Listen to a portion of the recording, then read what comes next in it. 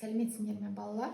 Бүгін біз сіздермен Activity Book'тың Lesson 5 5-ші сабақ 3-ші бөлімді өтетін боламыз. Exercise 1.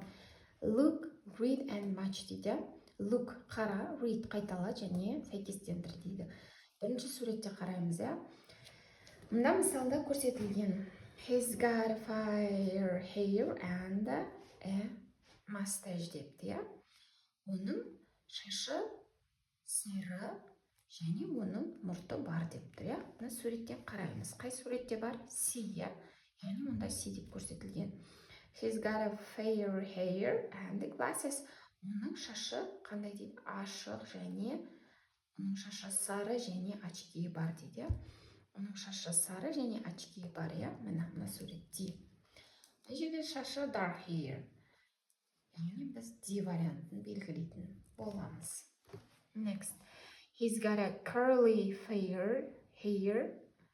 Оның шашы ашық, сары және бұйра дейді, Мұнда қараймыз. Бұйра, бірақ қара. Бұйра, сары, яғни B вариантын белгілейтін боламыз. Келесі.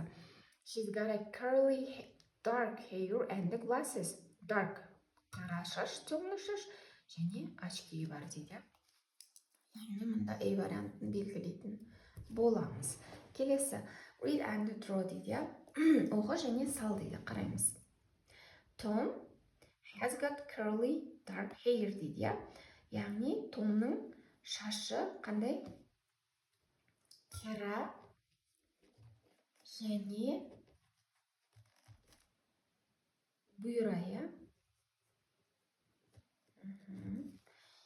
He's got a mustache and a beard too дейді. Оның не дейді? Mustache дегеніміз мұрты және сақалы бар дейді, Мұнда мұртын және мына жерге сақалын жазамыз. Мына жерге бұйра шаштарын салатын боламыз, қара түспен. Келесі. Mary has got a curly fair hair. Mary не дейді? Curly деген бұйра, қандай?